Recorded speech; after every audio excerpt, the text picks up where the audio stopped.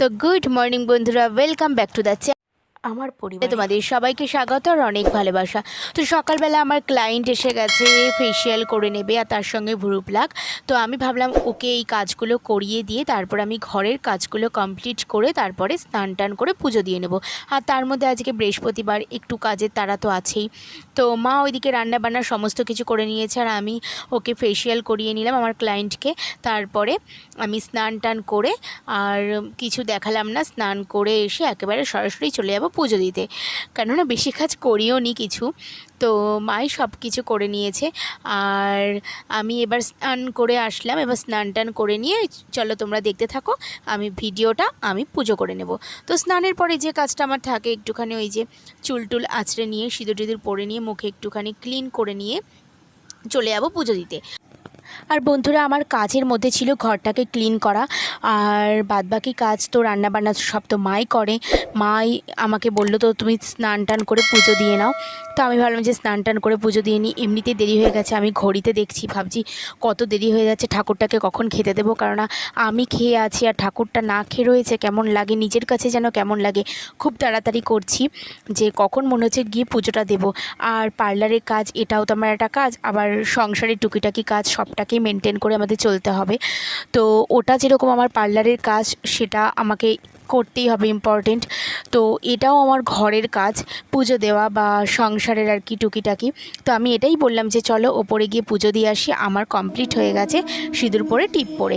তো এই যে আমি মানে ঠাকুরকে পুজো দেবো, তো তার জন্য ফল টল বা ফুল সমস্ত গুছিয়ে রেখে দিয়েছি আগে আগে। তো ঠাকুরের বাসন টাসনও পরিষ্কার করে মাজা ঘষা কমপ্লিট হয়ে গেছে। এই যে আমের পল্লব, তুলসী পাতা, দুব্ব। তো লক্ষ্মী ঠাকুরকে আজকে মানে বৃহস্পতিবার পুজো দিয়ে নেব। তো সেই কারণে পুজোটা পুরোপুরি আমি তোমাদের দেখাইনি। আর পুজোটা বেশি যদি দেখাতে যেতাম ভিডিও করতে করতে আবার দেরি হয়ে যেত, আর এমনিতেই ঠাকুরকে আজকে খেতে দিতে অনেক দেরি হয়ে গেছে। তো ভাবলাম যে আর অত কিছু করব না, লাস্টে একটুখানি ভিডিওতে একটু দেখিয়ে দেবো, তাই তোমাদের দেখিয়ে দিলাম। আর পুরোটাই তো আমাকে একা একাই করতে হয়, সেই ভিডিওটা ধরা থেকে শুরু করে বা যা কিছু, তো একটু অসুবিধা হয়ে যায়। আর যদি স্ট্যান্ডে রেখে যদি করতাম তাহলে হয়তো দূর থেকে ঠাকুরটাকে দেখা যেত না, আমার পুজো করছি বসে সেটা দেখা যেত। তাই জন্য ভাবলাম আমাকে না দেখা যাক, ঠাকুরগুলোকেই দর্শন করে নাও তোমরা, তাই তোমাদেরও একটু ভালো লাগবে। তো যাই হোক, পুজো দেওয়া আমার কমপ্লিট, আর বেশি কিছু আর বাড়ালাম না। আর আজকে আমার ঠাকুরের লাঞ্চের মেনু ছিল কলা, কিশমিশ, বাতাসা আর খেজুর। তো এই হলো আজকে ঠাকুরের লাঞ্চের মেনু। তো আমি পুজো দিয়ে নিয়েছি, আর একা একা যেহেতু আমাকে ভিডিওটা পুরোটাই করতে হয়, সেই কারণে পুজোটা তোমাদের দেখালাম না, কিন্তু একটু অসুবিধা হয়ে যায়। স্ট্যান্ডে রেখে যদি আমি ভিডিওটা করতাম তাহলে হয়তো আমাকে দেখা যেত, ঠাকুর কী ঠাকুর আছে বোঝা যেত না। তো যাই হোক, আমি মনে করি যে একটা মেয়ের জীবনে যতটা সাংসারিক কাজের প্রয়োজন আছে, তার নিজেরও একটা কাজের প্রয়োজন আছে। দুপুরের পুজো সেরেই সরাসরি চলে আসলাম সন্ধেবেলা, সন্ধে দেওয়ার পরে আমি আসলাম রান্নাঘরে। আর এভাবেই আমি আমার সাংসারিক কাজ আর পার্লারের কাজ একা হাতে করি। এখন আমি রাতের রান্নাটা করে নেব। তো আজকে ভাবছি করব একটু ঝাল ঝাল করে, টমেটো দিয়ে, ধনেপাতা দিয়ে, কাঁচা লঙ্কা চিড়ে, পাঁচফোড়ন সোমবারা দিয়ে একদম আলুর তরকারি। তো সব বলে দিলাম। তো হচ্ছে এইবার আমাকে দিদিভাই একটু আটাটা মেখে দিল। তা আমি ভাবছি যে রুটিটা করব, তার আগে তরকারিটা করে নিই। তো এই জন্যই ঝাল ঝাল করে একটু ভাবলাম যে আলুর তরকারিটা করে নিই।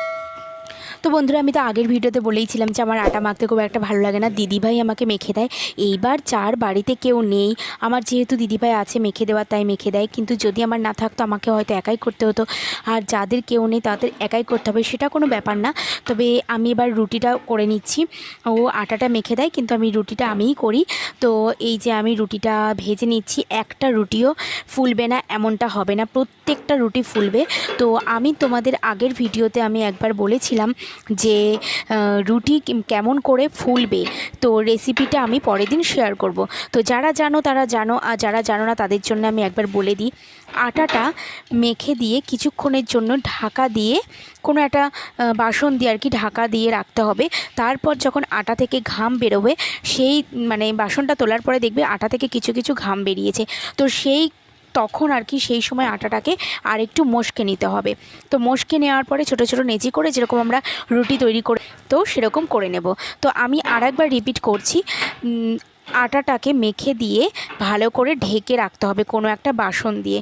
তারপর কিছুক্ষণ বাদে যখন ঢাকনাটা বা বাসনটা তুলবো তখন দেখব আটার মধ্যে কিছু কিছু ঘাম জমে জল জল মতো রয়েছে। সেটাকে একটু ভালো করে মশকে নিয়ে ছোট ছোট লেচি করে নিয়ে রুটি করে নেব। তাহলেই প্রতিটা রুটি গোল গোল করে ফুলবে। তো বন্ধুরা, তোমরা বাড়িতে একদিন ট্রাই করে দেখো। আমি তো এইভাবে প্রত্যেক দিন রুটিটা করি, আর প্রতিটা রুটি আমার ফোলে। এমন নেই যে একটা রুটি ফুলবে না, তা না, প্রত্যেকটা রুটি ফুলবে। তোমাদের আমি সামনেই আমি দেখিয়ে দিলাম। তো তোমরা দেখে নাও, এই দেখো কেমন ফুলবে। দেখো, আমি এইভাবেই রুটি করি, অন্য কোনো পদ্ধতি না। তো বন্ধুরা, আজকের ভিডিওটা আমি এখানেই শেষ করছি। পরের দিন আসবো অন্য কোনো ভিডিও বা ব্লগ নিয়ে। তো যদি আমার ভিডিও তোমাদের ভালো লেগে থাকে তাহলে অবশ্যই একটা লাইক করে দিও, আর আমার চ্যানেলটা সাবস্ক্রাইব করে দিও। আর তোমরা সবাই খুব ভালো থেকো, সুস্থ থেকো। দেখা হচ্ছে পরের ভিডিওতে। তো আমি বলেছিলাম রেসিপিটা শেয়ার করব, তাই আমি আজকে করে দিলাম। তোমরা দেখে নাও।